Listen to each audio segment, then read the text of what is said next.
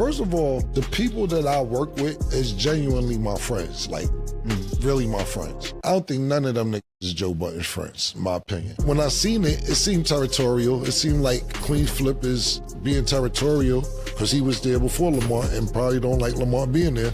Me, let's say it's people in this room, I'm not gonna let y'all fight each other, not on my watch, no. I can't, I'm not gonna let you do that. As friends, no. Cameron airs out Joe Budden and says that he doesn't have real friends on the podcast. I think he even insinuated that none of them are really cool. And this was on his podcast, not the It Is What It Is podcast. This was, I believe, Talk with Flea. And this is but another chapter in the two men that were rappers with big hits that now always seem to find a way to beef with each other around this time.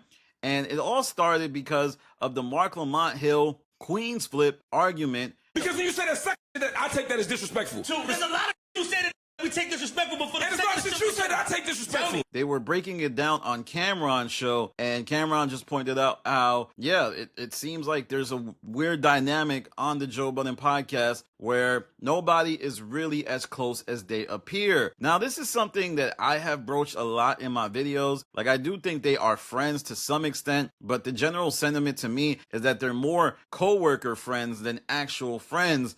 And I believe that Cameron is insinuating that that is problematic. But, I mean, Cameron also himself has had issues with people who used to be his friends, most notably Jim Jones and even Mace, who's on his show currently. Now, there's been other beefs between Cameron and Joe Budden, most notably an incident in April of 2023 where Cameron would post a clip from the Joe Budden podcast saying, "Damn, Nori, told you I couldn't trust you. LOL, I'm just effing with you.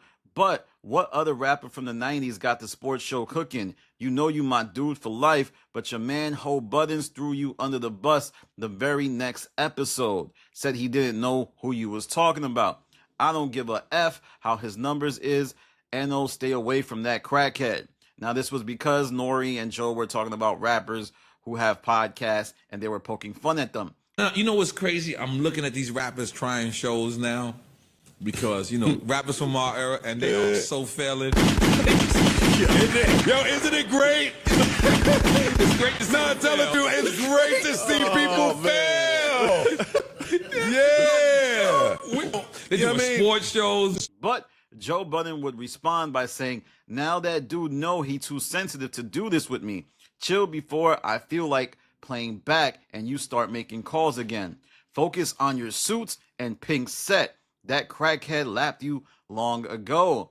Then Cameron would post a DM of him responding to Joe Budden in that very same post of a DM, and he would say, "You right, I ain't gonna play with you. Where you at?" And that would kind of just show that these two guys, they don't like each other. They have been pretending. Well, I don't know if they've been pretending. I think Cameron has mostly stood silent on Joe, and Joe has bigged up Cameron's show, but he don't really rock with him, you can tell. Plus, there was also that whole incident with Melissa Ford. Remember when Melissa Ford would make statements hinting that Mace and Cameron, when they were telling this story about them being in a Lady of the Night house, how there could have been young women there. Considering what just came down the pipeline, all these sexual harassment and assault lawsuits and stuff like that, is there a distinct possibility that there may have been underage girls in that whorehouse? Come on now. That's disgusting what you doing. That's crazy. Well, Cameron would fire back at Melissa Ford, trashing her. They got see me in suits too much and got me f***ed up, man. You're not even from this country. I don't know what the f*** was going on in the houses in Canada or wherever you from. And the Joe Budden podcast didn't really hold her down. I guess rightfully so, because she had kind of talked out of a place of misinformation. But hey, it was just another chapter in the podcast versus podcast war that these two guys have going on. As to what else is happening between Joe Budden, there was also another comment made on a recent episode of the Joe Budden podcast. I want to be clear. I am not at all sure that this was about Cameron. I don't even think it was about Cameron. But Joe Budden goes on this whole spiel about how he wants to fight podcasters, and a lot of them look flabby and sick. And you podcasters look flabby and sick. I quit smoking and I'm in the gym 3 to 4 times a week. You look flabby and sick. I'm with all the I don't know who that could have been about. It could have been about a lot of people. It could have been about random math, Hoffa comments. It could have been about this comment Cameron made.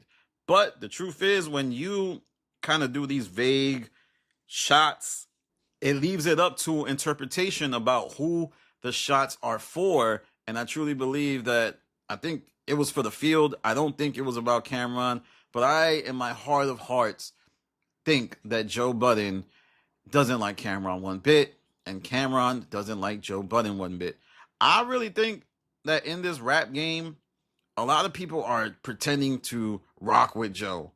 Like, they saw him as some clown who had a big hit, then fell off, and then started doing this thing called podcasting, which at the time made him a laughingstock, but would eventually put him on par with every rapper in the game, because his podcast made a lot more than a lot of rappers' careers. So now people have to deal with him as a serious player. But the truth is that a lot of people see him in a different light during their career of rapping than they do as a podcaster. But only time will tell how this goes. I think that this could be a case of the fourth quarter antics.